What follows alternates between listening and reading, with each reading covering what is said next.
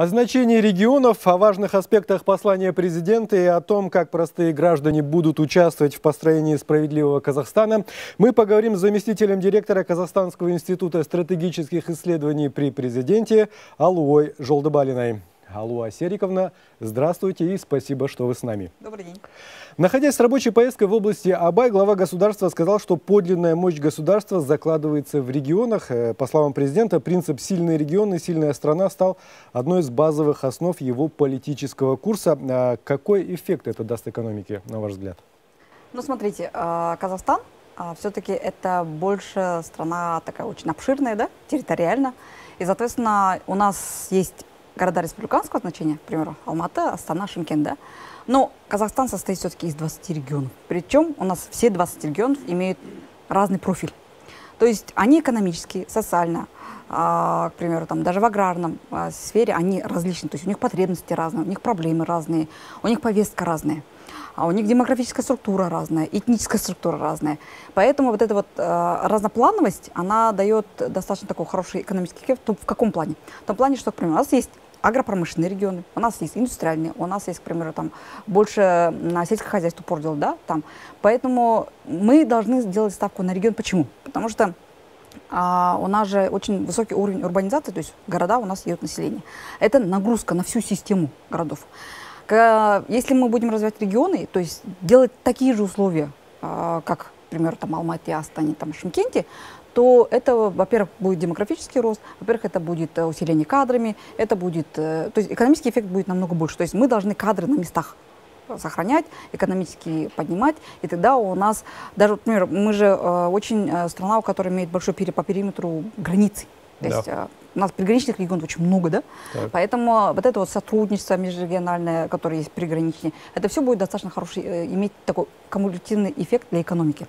Поэтому потом же у нас же такой кластерный подход есть. Это, к примеру, там у нас есть нефтяные, там регионы, да, у нас аграрный. Потом это дает такой взаимообмен. То есть мы где-то, к примеру, аграрный регион больше поддерживает там своими продуктами какие-то другие регионы. Текстиль, к примеру, там юг у нас больше поддерживает, там, условно, северный регион. Это, с одной стороны, и взаимообмен, с одной стороны, это еще поддержка вот друг друга в развитии такого сектора.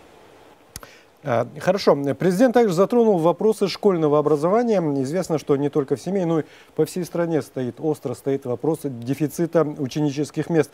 Глава государства уделяет большое внимание вопросам образования. О чем это говорит? Ну, смотрите, образование – это большой фактор формирования человеческого капитала, да? Почему школьное образование? Потому что у нас за последние несколько лет у нас большой демографический бум, то есть у нас рост демографический. Это хорошо, потому что это капитал, человеческий капитал, да, это трудовой капитал. Но, тем не менее, мы еще должны обеспечить местами школьников. То есть у нас не должно быть там 3 сменок, да, условно, в школах, там, даже в городах. Почему? Потому что все-таки качественное образование требует такого подхода. То есть, но почему образование? То есть, если вы помните, в послании президент сказал, что у нас проблема еще в дошкольном образовании. Вот смотрите, чем выше уровень образования, тем, получается, будет экономический эффект. Смотрите, чем больше мы вкладываем в дошкольное образование, у нас больше экономический эффект. Дальше среднее образование. То есть у нас нужно больше вкладывать вот именно в нижней ступени образования. Почему? Потому что у них экономический эффект больше. К примеру, $1, который вложен в дошкольное образование, он приносит $8 в будущем. Если вы вкладываете в школу, условно, этот возврат будет $1 к 5. Если это университет, то это будет 1 к 3. $1 $3. Понятно. Поэтому мы понимаем, что в образовании мы должны делать упор именно на дошкольное и среднее. Почему? Потому что это базовый. Потому что высшее образование, оно тоже важно, но тем не менее это уже состоявшийся человек, то есть это достаточно, например, там уже образованный. Основы закладываются все-таки в дошкольном возрасте и в школьном возрасте. Поэтому сейчас президент очень сильно упор делает именно на качестве дошкольного образования и школьного образования. В целом социально-экономический блок самый большой в нынешнем послании президента и акцент на развитии человеческого капитала. От каких факторов будет зависеть достижение целей, поставленных президентом? Тут несколько факторов. Первое, конечно, это управленческие ресурсы наши. То есть кадры, которые мы имеем на местах, кадры, которые мы имеем в сфере госуправления, в госорганах, наши госслужащие, это первый такой фактор, самый один из главных факторов реализации послания. Почему? Потому что все-таки исполнители, реализация у нас за за госслужащими. То есть эффективность реализации этих проектов, это все будет зависеть от них. То есть от их компетенций, профессионализма, от их тех навыков, которые они имеют. Второй, наверное, фактор, это все-таки зависит все-таки от нас самих тоже. Почему? Потому что все-таки мы же не можем говорить, что такое от государства зависит или от государственного фонда. От нас тоже зависит. Почему? Потому что сейчас то время, когда вот человеческий капитал, он будет развиваться в том плане, когда мы должны сами тоже самообразоваться. То есть сейчас мы, как граждане страны, должны понимать, что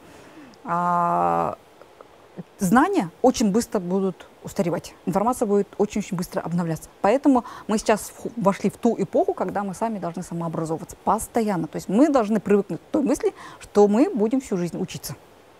И это данность, это мировая тенденция, и это нужно принять, и тогда у нас будет человеческий капитал. То есть это вот второй фактор. И третий фактор, наверное, мы должны создавать условия для нашего населения, чтобы они самообразовывались, саморазвивались, учились. Почему? Потому что сейчас в мире есть очень много платформ, онлайн-платформ, да, которые помогают, которые способствуют именно повышению образовательного уровня нашего населения. А вы понимаете, что у нас, к примеру, даже цифровая грамотность есть, да, финансовая грамотность есть, к примеру. Это навыки, которые сейчас у нас требуют даже прокачки или там развития, или в большей степени у населения. Почему? Потому что когда финансовое грамотное население мы имеем, или имеем мы цифровое грамотное население, у нас многие проблемы решаются. То есть почему, к примеру, мы сейчас имеем очень много фактов мошенничества, там, да, интернет-мошенничество. Это все фактор того, что мы должны повышать цифровую грамотность, мы должны повышать финансовую грамотность. А это все-таки те сферы, которые мы должны также сами обучаться. То есть мы должны представлять определенные условия для населения, чтобы они самообразовывались, учились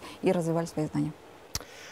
Мы строим справедливый Казахстан, страну равных возможностей для всех, снова заявил сегодня глава государства. Какова роль в этом общества, как казахстанцы должны участвовать в этом процессе?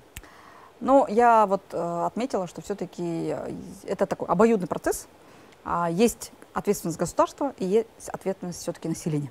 Мы тоже должны брать часть ответственности за то, что происходит в нашей стране. Да? Мы должны принимать участие в принятии политических решений. Почему? Потому что, особенно на региональном уровне, да, ну, к примеру, Абайская область, да, которая появилась, да, область Абай, она же появилась не от того, что мы этого захотели, а это была потребность. То есть в долгие годы были определенные запросы, обращения граждан этой области о том, что выделите, да, там, или отделите нас. То есть это был такой внутренний запрос граждан этой страны. То есть они активно писали письма президенту, в парламент. Это тоже форма обращения, когда они принимают участие. То есть есть вот эта обратная связь. То есть мы увидели запрос, есть предложение, и мы, соответственно, сделали эту область. Ну и второй момент, наверное, мы знаем, что сейчас один из самых таких распространенных проектов, который сейчас мы имеем, это бюджет участия. Да? То есть когда мы строим дорогу, садик, школу или там другие объекты, мы должны голосовать определенно там на сайте Акимата и, то есть, решать сами, что мы будем строить. Что для нас важно сейчас, садик или все-таки дорога или спортивный там объект. Да? Это вот тоже форма участия граждан. Поэтому чем больше граждан у нас будут участвовать в реализации или, там, к примеру, там, принятии решений, это будет развивать контроль. То есть госорганы, они будут как бы и под контролем, подотчетны, и это будет такое развивать эффективность. Ну что ж, Шалуа Сериковна, благодарю вас за конструктивный разговор. Ахмед.